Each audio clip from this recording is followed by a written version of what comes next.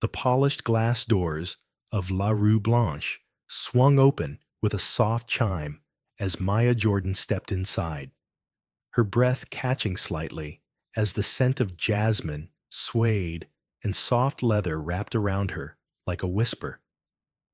This wasn't just any boutique. It was the kind of place whispered about in fashion circles, where velvet hangers held $1,000 dresses and stylists remembered your name if they thought you mattered. Maya was 16, a quiet force of grace and fire. She moved like someone who knew her worth, even if the world didn't always agree.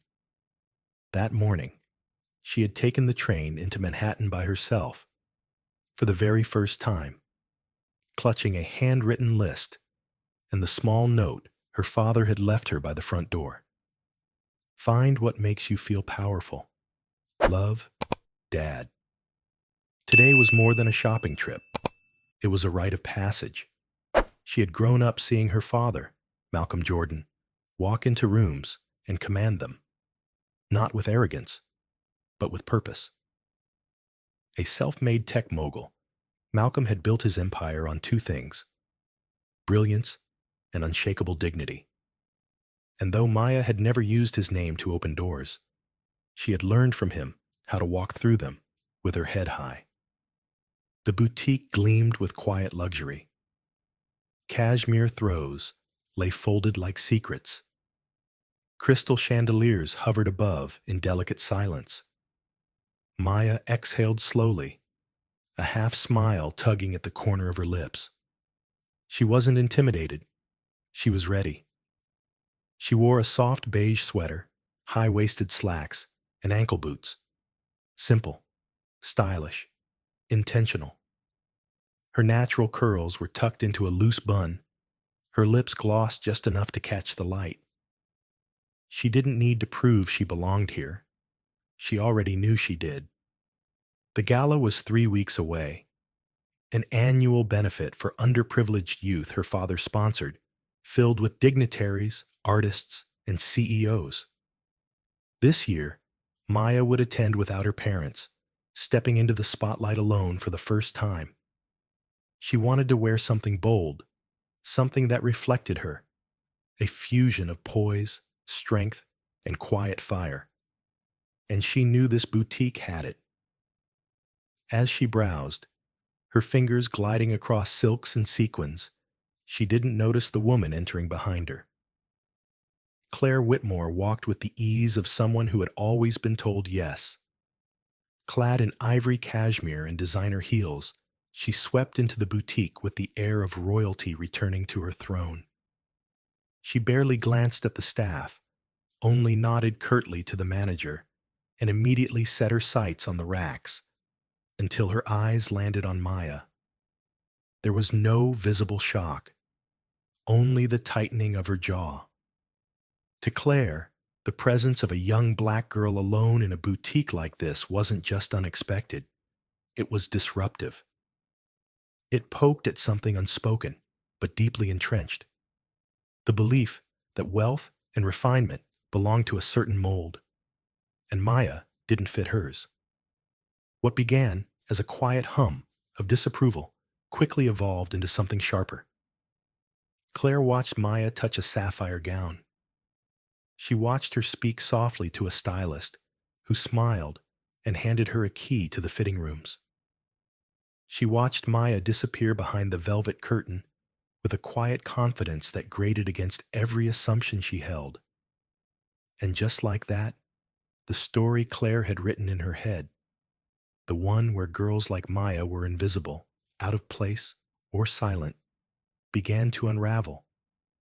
Maya didn't know it yet, but her moment, this small, personal victory of choosing a dress that would make her feel radiant, was about to be twisted into a confrontation she had never asked for.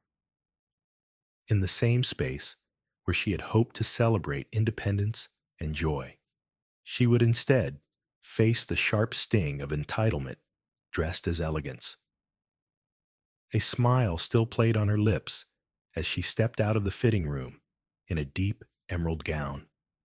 the fabric cascading like water down her form.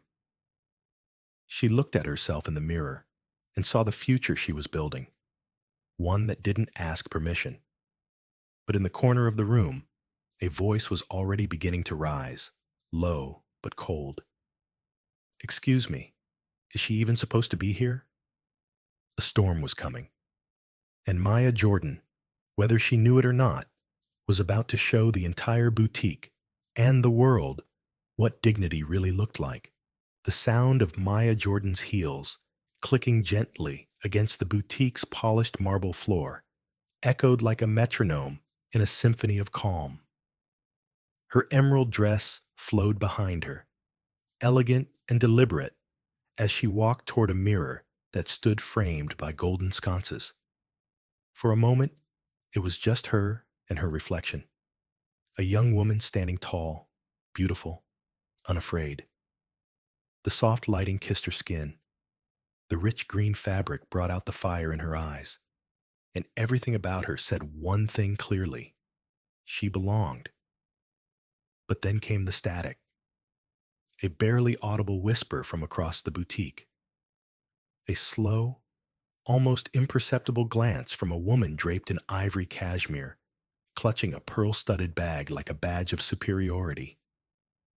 Claire Whitmore had been watching, waiting for a moment to act, not because Maya had done anything wrong, but because her presence alone had become an affront to Claire's worldview. Claire had lived a life where her wealth and whiteness walked ahead of her like a personal concierge, parting crowds and commanding smiles. She wasn't used to being challenged, not in words, and certainly not in assumptions. But Maya's confidence, the quiet joy in her movements, did something Claire couldn't explain. It pierced, it unsettled, it offended. So she did what people like her often do when their unearned comfort feels threatened. She cloaked her prejudice in the guise of propriety. As Maya stood admiring herself in the mirror, Claire approached a nearby associate with a disapproving expression. "Is she being helped?" she asked, the words soft but heavy with insinuation. The associate, caught off guard, nodded quickly. "Yes, she's trying on pieces for the Blake Foundation Gala. She's one of the guests." Claire's lips thinned. "Really? That's unexpected." She didn't need to say more. The weight of her tone did the rest. Minutes later, Claire strolled past Maya, stopping just short of brushing her shoulder. Her eyes flicked toward the gown Maya wore. "It's a striking color," she said, voice syrupy sweet. "Very brave choice." Maya smiled politely. "Thank you." Claire's gaze lingered a second too long. "Are you shopping for someone?" "No," Maya said calmly. "For myself." "Oh," Claire replied, eyebrows raised in practiced surprise. "Well, good for you." The words seemed innocuous, but Maya knew better. There was always a line hidden between the syllables when people like Claire spoke, always a coded message in the pleasantries. And though she didn't yet know the extent of what was coming, she knew this: she was being watched not as a customer, but as a trespasser. Claire wandered off, her heels tapping sharply, and Maya returned to the mirror, checking the fit at her waist. But the air had shifted. Something heavy hung in the silence now. Behind her, Claire approached the manager, a young woman named Elise, who had only recently taken over the boutique's day-to-day operations. Claire spoke in a hushed but pointed voice. "I'm a little concerned," she began, her tone suggesting authority rather than alarm. "I saw that girl, Maya, slip something into her purse earlier. I didn't want to say anything at first, but now I feel like I should." Elise blinked, confused. "Are you sure?" "I've shopped here for over a decade," Claire said, folding her arms. "You know me. I wouldn't say something unless I had reason. In a boutique like this, where image was everything and regular clients carried invisible weight. Elise's spine stiffened. She didn't want to believe it, but her uncertainty began to grow. She glanced toward Maya, who was now speaking to another associate, laughing gently, completely unaware of the storm Claire was quietly building behind her. "I think it would be wise," Claire added, "to check her bag before anything else happens." Elise hesitated. The store had a policy: never accuse, never assume, always verify. But the power imbalance was real. Claire's patronage mattered. Her opinions were not easily dismissed. And in that moment of pressure, Elise made a choice she would come to regret. A few minutes later, as Maya stepped out in a new dress, a soft champagne-colored silk that shimmered like light on water, Elise approached her with an apologetic smile. "I'm so sorry to bother you," she said gently, "but we've had a report. Would you mind if I just checked your purse?" Maya froze, blinking. "What?" "It's just routine. A customer said, well, it's just for security. I hope you understand." A hush fell over the room. One by one, other shoppers turned their heads. The woman in the corner stopped browsing. The couple by the jewelry case stiffened. Claire, standing several feet away, watched it all unfold with an expression of faux detachment. Maya swallowed hard. "You want to search my bag?" Elise faltered slightly. "It's just to clear things up." "No one else has been asked that," Maya said, voice low but firm. "Only me." The manager shifted uncomfortably. "I'm just following protocol." "No, you're following her lead," Maya replied, her eyes flicking toward Claire. Every part of her wanted to scream, to walk out, to cry. But she did none of those things. Instead, she unzipped her purse and handed it over, jaw tight, back straight. Elise rifled through the contents: lip gloss, a cell phone, a wallet, a folded invitation to the gala, and then looked up. "There's nothing here," she murmured. "Of course there isn't," Maya said sharply. Claire shrugged from across the room. "Sometimes people just slip up." No apology, no shame. Just the smug satisfaction of someone who believed her social capital could protect her from consequence. But what Claire didn't know, what none of them knew, was that Maya had made a call during her last fitting. And in that moment, just beyond the boutique doors, a black car had pulled up. Inside was the man who had built the foundation that funded the gala. The man whose company owned the very boutique they stood in. The man whose daughter had just been accused. Maya looked toward the door and exhaled. Her voice rang out with quiet fire. "I think you're going to want to stay for what's coming next." Outside, the afternoon sun cast long shadows across the sidewalk, where the bustle of shoppers and traffic hummed on, oblivious to the storm quietly erupting inside the boutique. But for Maya Jordan, everything had changed the moment she was asked to open her purse.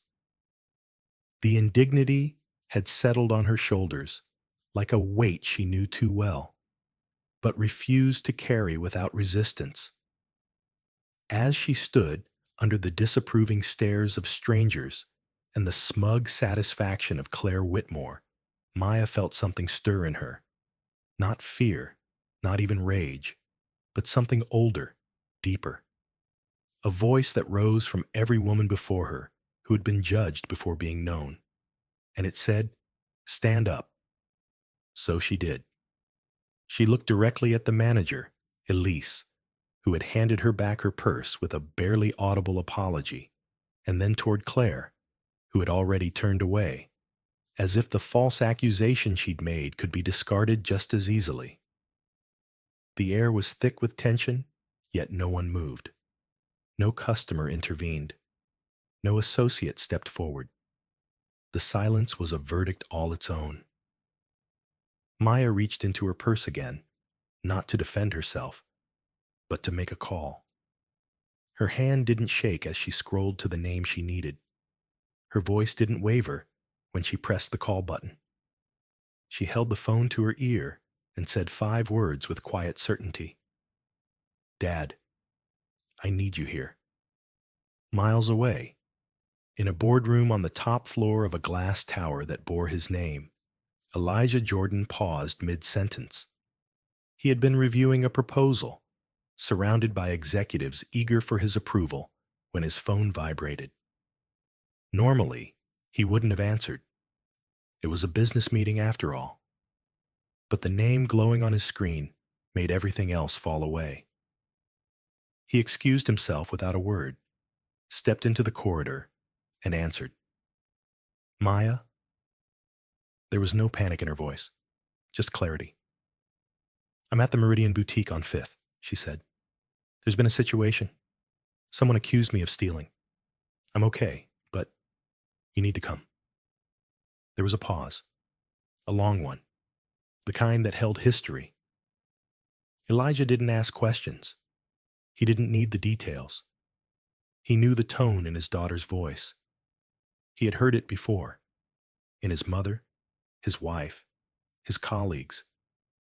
The quiet tone black women use when dignity is all they have left to shield them in rooms where they've been made small.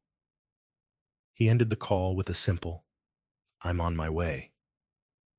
Back in the boutique, Maya stood near the mirror once more, the same mirror that had reflected her joy only moments before. Now it mirrored her strength. Claire continued her browsing, pretending she hadn't caused an eruption. Elise busied herself behind the counter, her nerves visible in the way she kept rearranging receipts and fidgeting with a pen. The other shoppers whispered, some too ashamed to meet Maya's gaze, others just curious to see how it would all unfold. 20 minutes passed.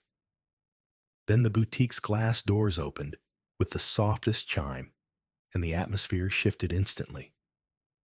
Elijah Jordan entered the boutique, not like a tycoon or a billionaire CEO, but like a father. Dressed in a tailored charcoal suit, his presence was quiet, but commanding. There was no need for introductions. Every staff member in the room recognized him at once. Elijah was the man behind Jordan and Kin, one of the largest real estate and luxury retail conglomerates in the country. The man who had helped revitalize entire city blocks with his vision of inclusive luxury. And the boutique they were standing in? It was one of his. Maya turned to face him. Her composure hadn't faltered, but when she saw her father, something in her softened. She knew she wasn't alone. Elijah walked directly to her and placed a gentle hand on her shoulder. "Are you all right?"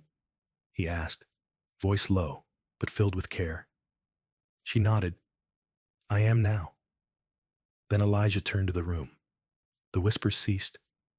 Even Claire, who had her back turned, felt the sudden gravity. She turned slowly, expecting a store manager, maybe another customer, come to Maya's defense. But when she saw Elijah, her breath caught. Claire's face lost color as recognition dawned. She had seen him before. In Forbes, in Vogue business, on magazine covers, at her country club. She had once referred to his rise as an anomaly during a luncheon. Now, that anomaly stood before her, and he wasn't smiling. Elijah didn't raise his voice. He didn't need to. "Which one of you accused my daughter?" he asked, calm as a lake but cold as ice. No one spoke. Claire stepped forward, attempting to regain control. "There's been a misunderstanding. I simply expressed a concern, and—" "You didn't express concern," Elijah said, cutting her off with surgical precision. "You made an accusation. You attempted to shame a young woman, publicly, with nothing but your assumptions to justify it. Claire tried again. I didn't know who she was. And that, Elijah said sharply, is exactly the problem. He turned to Elise. And you? You acted on hearsay. You searched a black teenager's belongings without evidence, without cause, because a wealthy woman whispered in your ear. Elise stammered, I was just trying to manage the situation. No, Elijah replied. You failed to manage it. You allowed bias to dictate your actions, and you've embarrassed not only yourselves, but my daughter and this business. He turned back to Maya and then to the staff. This is unacceptable. Claire's voice cracked as she tried again. Had I known she was your daughter, you would have held your tongue? He asked. Would you have extended her basic respect only if she belonged to someone important? Then your problem isn't just with her, it's with every person who walks into this boutique and doesn't fit your image of who belongs. The silence was suffocating. Claire reached for her bag. I think I'll just go. No, Elijah said. You won't come back. Claire froze. You are banned from this boutique and every other under my name. You don't get to weaponize your privilege here and walk away with pearls still around your neck. She opened her mouth as if to protest, but there were no words left to save her. She left, shoulders drawn tight. Her departure, as quiet as her initial cruelty, had been loud. Elijah turned to Elise. I suggest you take a long look at your staff training policies. If this is how you treat a young woman because she's black and confident, then you're not managing a boutique. You're perpetuating a problem. He then looked at Maya. Come on, he said softly. Let's go. But before they reached the door, Maya paused. She turned to the room one last time. Her voice was calm, unwavering. You don't have to know who someone is to treat them with dignity. And with that, she walked out, head held high, shoulders unburdened. What began as a humiliation had become a reckoning. The boutique would never forget the day the CEO came. But more importantly, neither would the people who watched a black girl refuse to shrink and instead choose to rise. By the time Elijah and Maya stepped out onto Fifth Avenue, the city had resumed its usual rhythm. Horns honking, footsteps racing, conversations overlapping in 1,000 different directions. But for the people still inside that boutique, and for those who would later hear the story, something irreversible had shifted. The confrontation was over, but its aftershocks had just begun. News of the incident didn't spread in a viral firestorm, at least not at first. It started with whispers. A customer who had filmed the final exchange between Elijah and Claire uploaded the clip to social media with a caption that read, She stood her ground. Her father stood beside her. That's what dignity looks like.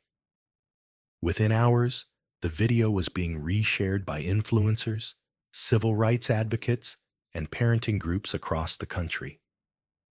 The story struck a nerve.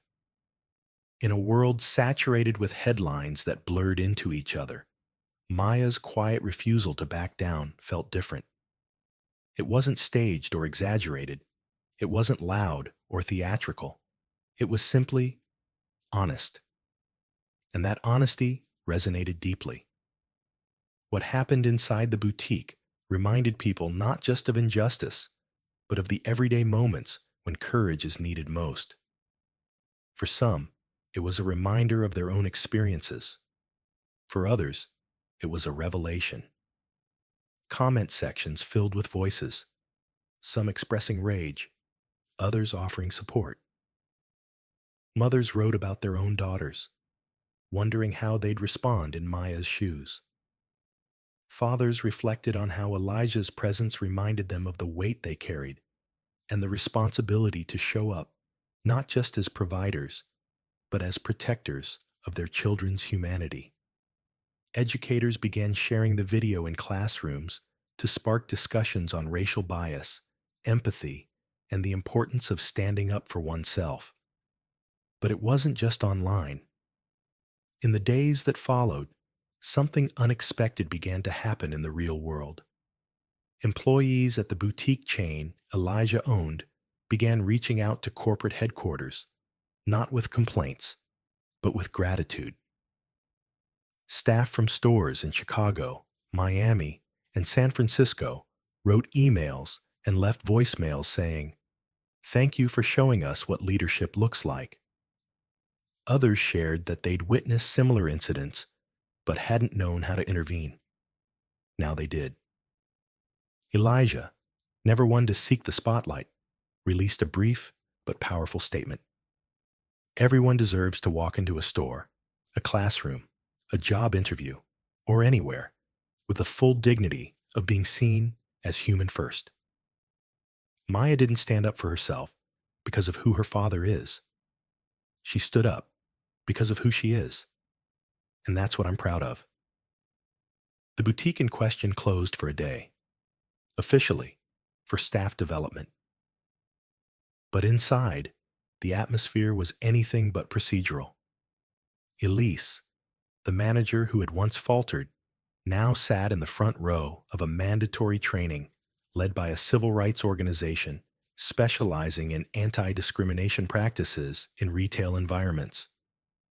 During the session, when asked to reflect on what she would do differently, her voice trembled. "I would listen before reacting," she said. "And I would remember that perception isn't proof. I let someone's prejudice guide my action, and I betrayed a young woman's trust." The ripple continued to expand. In a high school in Atlanta, a group of students launched a campaign called "I Belong Here," encouraging young people of color to document the spaces where they had felt excluded and reclaim them with stories of resilience. In Los Angeles, a local journalist published an op-ed titled "The Power of Being Seen," calling Maya's experience a masterclass in grace under fire. And in a small town in Ohio, a black teenager named Zaire read about Maya and wrote her a letter. "I used to think I had to shrink myself to stay safe," he wrote. "Now I think maybe I can walk taller." Maya, meanwhile, returned to her normal life, or tried to. She went back to school, where some classmates approached her with wide eyes and reverence. "You're that girl, right? From the video?" Maya would nod politely, smile, but never brag. The attention made her uncomfortable, not because she didn't appreciate the support, but because she hadn't done any of it for recognition. She had spoken because silence had never protected her before, and she didn't expect it would start now. Still, something in her had shifted too.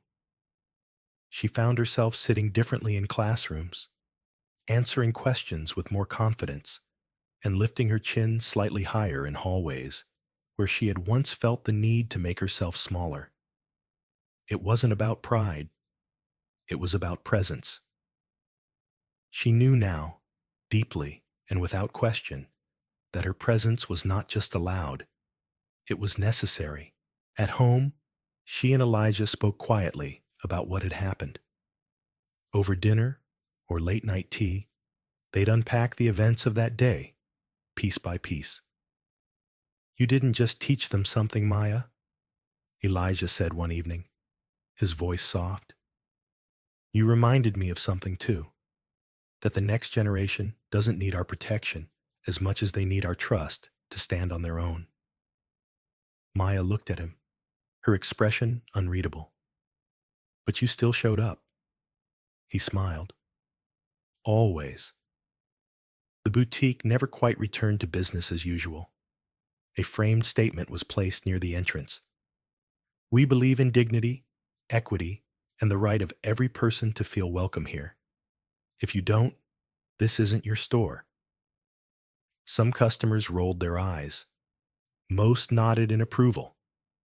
A few left glowing reviews online, citing the new tone and the staff's increased attentiveness. But the biggest change wasn't in signage or social media. It was in the quiet choices people made differently each day. A customer standing up for another when something felt off. A manager pausing before reacting. A young black girl walking into a store with her head held high because someone like her had already done it and left a legacy in her steps. The ripple wasn't just a wave of awareness, it was a current of change.